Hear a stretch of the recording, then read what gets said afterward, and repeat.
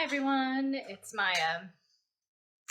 Welcome to the first episode of Quarantine Kitchen, because why not get a video blog going in this situation to help people figure out what to do with all the weird stuff that's in their pantry now that their regular groceries are perhaps not accessible.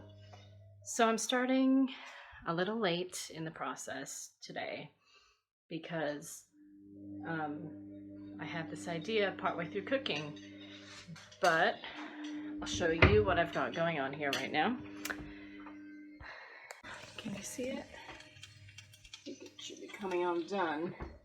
So we don't have the kind of pot or pan, that you can put in the oven. If you have a cast iron, this would be perfect for that situation.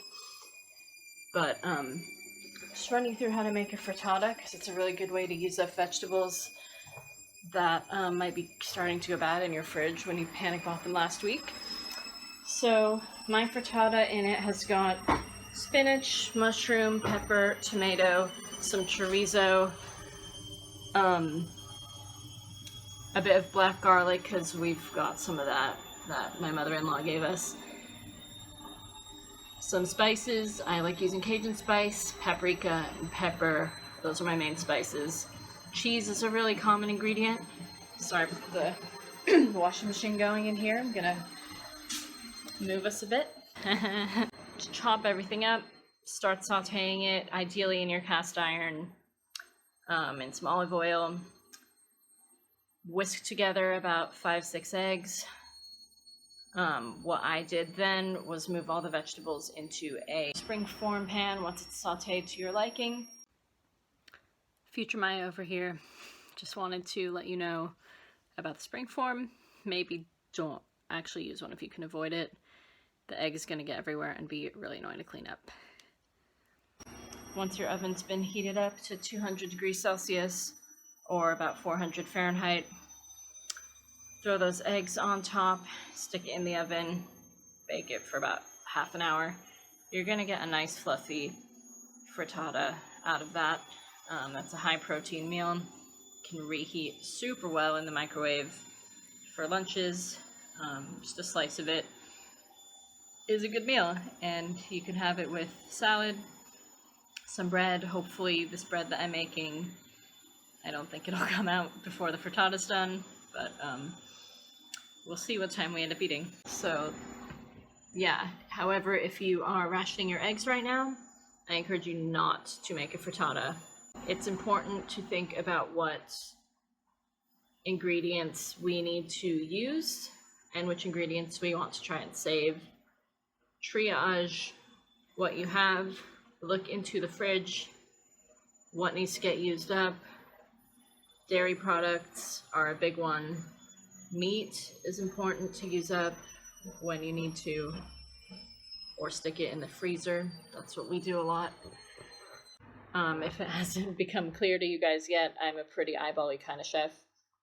So I hope these recipes aren't too off-putting for people, but it's at least an idea of A, how to keep yourself busy in these times of being stuck in your house, and B, just how to think about and look at the items you've got in the fridge. One thing that I really like to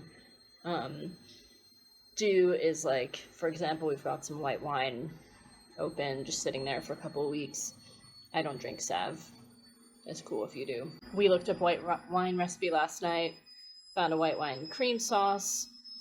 That's pretty much just white wine, dairy, bunch of spices, throw in some frozen chicken and some peas. We had a really tasty dinner and a tasty lunch made out of that.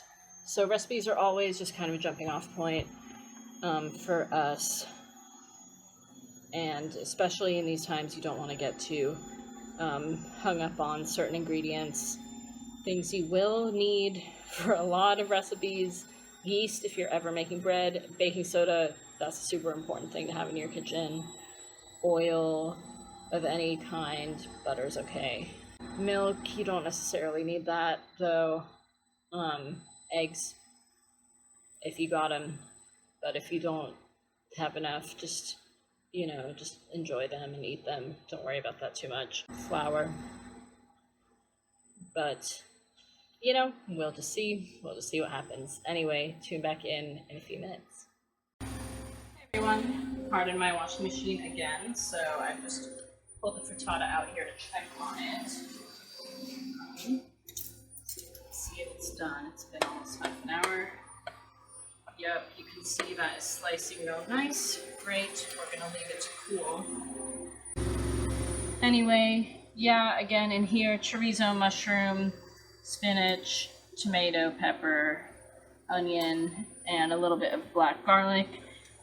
6 eggs, plus a little bit of extra egg white, because one of them looked kind of sketchy, so I threw the yolk out. And again, cheese is a pretty solid topper for these, but it's kind of been making me feel not that great lately, so leaving the cheese out. Just gonna let that hang out in the spring form while it cools, and we'll probably eat it half an hour or so, 20 minutes. Yeah, so it's the frittata done. It's been cooking for 27 or 28 minutes. So yeah, we'll check back soon. So here's what the frittata looks like with the spring form bit gone. As you can see, it's not very tall, which is fine. Just cut a little slice of it. See all that high packed goodness in there. I'm gonna try a bite for the camera.